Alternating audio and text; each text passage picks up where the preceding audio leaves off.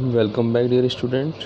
ई lecture human resource management SHRM के अंदर हम आज पढ़ेंगे aligning HR system with business strategy कि ऐसे कौन कौन से कंपोनेंट हैं जो आपकी HRM सिस्टम को अलाइन करते हैं बिजनेस स्ट्रेटजी से। तो उसमें आप देखें तो 5 कंपोनेंट हैं, 5 component of a human resource management system. पहला है ऑर्गेनाइजेशन का कल्चर, दूसरा है प्लानिंग फॉर चेंज, तीसरा है आपका ट्रेनिंग एंड डेवलपमेंट, चौथा है हेल्थ एंड सेफ्टी और पांचवा है आपका रिक्रूटमेंट एंड रिटेंशन। फिर उसके बाद हम पढ़ेंगे इनका अलाइनमेंट कैसे होता है और हायरार्की क्या है और अकाउंटेबिलिटी क्या है। उससे पहले हम ये चीज़ें समझ लेते हैं कि ये सब चीज़ें हम पढ़ क्यों रहे हैं।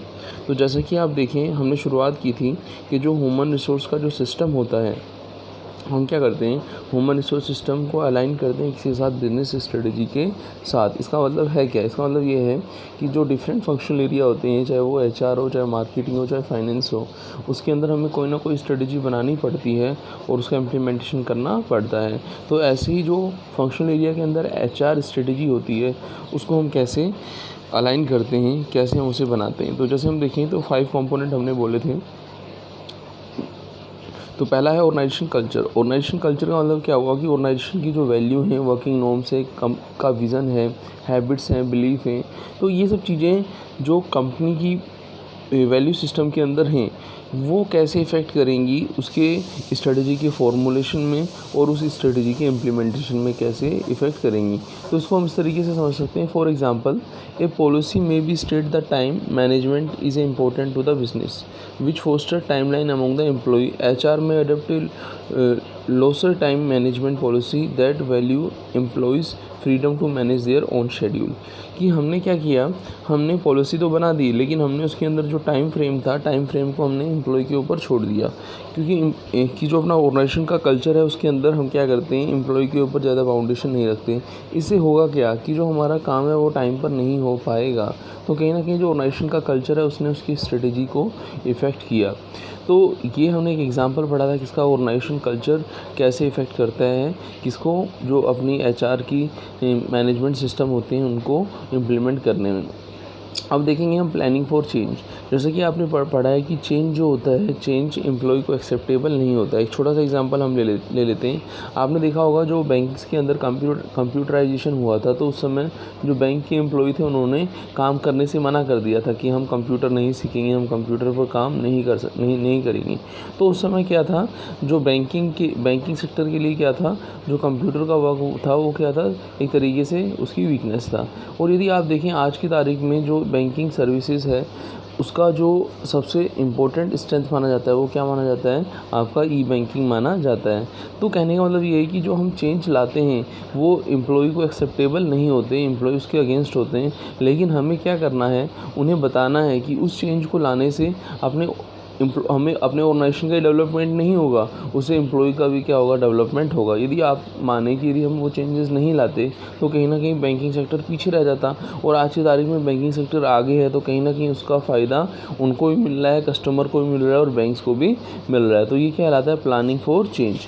तो हमने प्लानिंग फॉर चेंज के अंदर देखना है कि business world change rapidly, new technologies introduce and employ come and go and finance of company fluctuate. अब होता क्या है कि जब हम न्यू टेक्नोलॉजी लेते हैं और उसको अडोप्ट करते हैं, तो HR का जो रोल होता है वो एक इम्पोर्टेंट रोल रहता है, क्योंकि उसको इम्प्लीमेंटेशन HR के थ्रू ही हम करवा सकते हैं। तो यहाँ पे HR को एक इम्पोर्टेंट रोल प्ले करना है, जो भी अपने चेंजेस आए हैं उनको इम्प्लीमेंट करना है। फिर आता है थर्ड, ट्रेनिंग एंड डेवलपमेंट। अब देखो, आपने जो चेंजेस तो इंट्रोड्यूस कर दिए, लेकिन वो जो अपने एम्प्लॉय हैं उनको उन चेंजेस के लिए प्रॉपर ट्रेनिंग देना, उनको डेवलप करना। हम एक छोटा सा एग्जांपल के थ्रू हम समझ रहे हैं। ट्रेनिंग होता है जो अपने लो लेवल के पर्सन रहते हैं उनके लिए, उनकी स्किल्स को इंक्रीज़ करने के लिए जो हम प्रोग्राम ऑर्गेनाइज करते हैं, उसको हम क्या बोलते हैं, ट्रेनिंग बोलते हैं। फिर आएगा आपका डेवलपमेंट। जैसे कि आपने आपका एचआर के अंदर एक सब्जेक्ट भी आएगा, ट्रेनिंग एंड ऑर्गेनाइजेशन डेवलपमेंट। तो उसके अंदर हम ये बात करेंगे कि ट्रेनिंग तो हम एम्प्लॉइज़ को दे रहे हैं, लेकिन डेवलपमेंट होगा किसका? डेवलपमेंट होगा किसका? एम्प्लॉय का नहीं होगा, एम्प्लॉय के साथ साथ किसका होगा? ऑर्गेनाइजेशन का डेवलपमेंट भी होगा। तो हम ये कह सकते हैं कि जो एचआर सिस्टम होता है वो रिस्पॉन्सिबल रहता है एम्प्लॉय के डेवलपमेंट के लिए और ऑर्गेनाइजेशन के डेवलपमेंट के लिए। वो कैसे होता है? जब वो कंटिन्यूसली एजुकेशन प्रोवाइड करता है स्किल को बढ़ाने में, न्यू आइडिया और न्यू इनोवेशन को एक्सेप्ट करता है वर्क प्लेस के अंदर। तो इससे क्या होता है? एम्प्लॉय स्किल्स बढ़ेगी एम्प्लॉय की, और कहीं ना कहीं ऑर्गेनाइजेशन का ऑब्जेक्टिव्स अचीव होगा, ऑर्गेनाइजेशन का डेवलपमेंट होगा। तो ये कहलाता है ट्रेनिंग एंड डेवलपमेंट। फिर आता है health and safety. Health and safety से आप सब वाकिफ़ हैं कि जिस वर्क प्लेस के अंदर हम वर्क कर रहे हैं तो वहाँ पे हमें देखना है कि जैसे कोई हैवी मशीनरी है तो हैवी मशीनरी के ऊपर वार्निंग सिग्नल या पोस्टर इस तरीके से लिखे होने चाहिए कि इमरजेंसी के केस में हमें क्या स्टेप लेना है। तो इससे क्या होगा कि जो एक्सीडेंट होंगे क्या होंगे? मिनिमाइज़ हो जाएंगे, और जो एम्प्लॉय रहेंगे वो भी कॉन्फिडेंट होकर काम करेंगे। तो ये कहलाता है आपका हेल्थ एंड सेफ्टी का कहलाता है।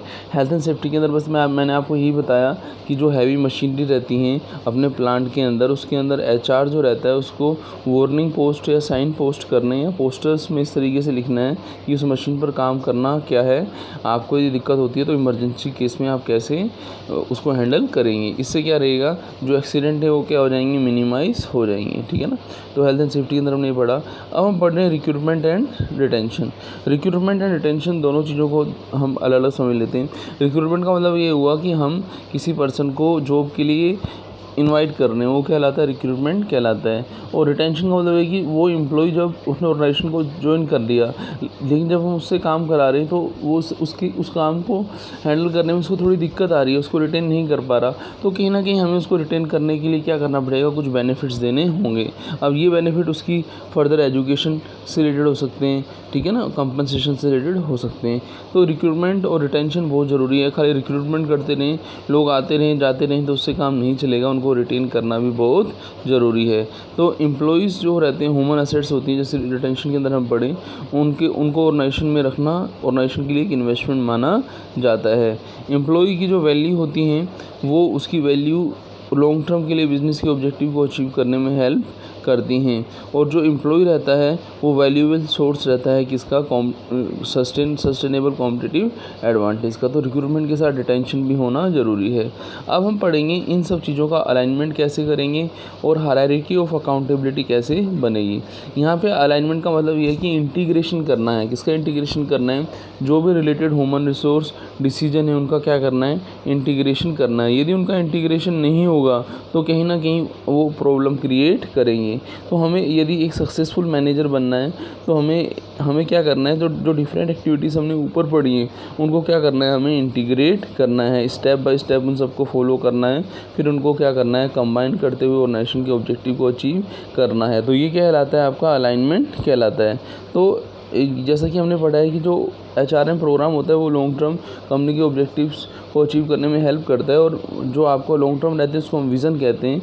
विज़न का कम्युनिकेशन हम मिशन जैसे टैगलाइन वगैरह इनकी हेल्प से करते हैं। तो एम्प्लॉय को इन सब चीज़ों को अवेयर करना और उनको मोटिवेट करना कि वो कहीं ना कहीं उनका भी बेनिफिट है उसमें, ऑर्गेनाइजेशन का भी बेनिफिट है। तो ये सब क्या कहलाता है? अलाइनमेंट कहलाता है। फिर हम बात करेंगे हायरार्की और अकाउंटेबिलिटी। हायरार्की ऑफ अकाउंटेबिलिटी का मतलब ये हुआ कि जो भी आपने पीछे प्रोसेस का अलाइनमेंट किया है, क्या वो जो आपने प्रोग्राम बनाया था कि वो टारगेट जो ऑब्जेक्टिव्स थे उनको अचीव करने का, उसमें जो पर्सन हैं उन्होंने अपनी अकाउंटेबिलिटी के अंदर अपना कंट्रीब्यूशन दिया है या फिर नहीं दिया है। यदि आपने देखा कि जो आपने प्रोग्राम बनाया था और डिफरेंट पर्सन को जो ड्यूटी असाइन की थी तो वो अपनी ड्यूटीज़ को पूरा करते तो अकाउंटेबिलिटी है वहाँ, और यदि वो अपनी ड्यूटीज़ को पूरा नहीं करते तो कहीं ना कहीं वहाँ पे लैक ऑफ अकाउंटेबिलिटी है। तो हमें क्या करना है? जब अलाइनमेंट कर लेंगे उसके बाद हम ये चेक करेंगे कि जो हायरार्की ऑफ अकाउंटेबिलिटी है वो उसके अंदर फॉलो हुई है या फिर नहीं हुई है। यदि वो फॉलो हुई है तो बहुत अच्छी बात है, हम बिज़नेस के अंदर जो अपने ऑब्जेक्टिव से जो मिशन विज़न है उसको हम पूरा कर लेंगे। और यदि वो नहीं हुई है तो कहीं ना कहीं हमें HR को ये स्टेप लेना होगा कि कैसे उस लोएस्ट अकाउंटेबिलिटी को हम हायर अकाउंटेबिलिटी में कन्वर्ट करें और जो अपने टारगेट ऑब्जेक्टिव्स हैं उनको क्या करें? अचीव करें। तो इस वीडियो के अंदर हमने यही यही पढ़ा कि जो एचआर की स्ट्रेटजी होती है उसके अंदर हमें क्या क्या चीज़ें ध्यान में रखनी पड़ती हैं। मिलते हैं नेक्स्ट वीडियो में। थैंक्स।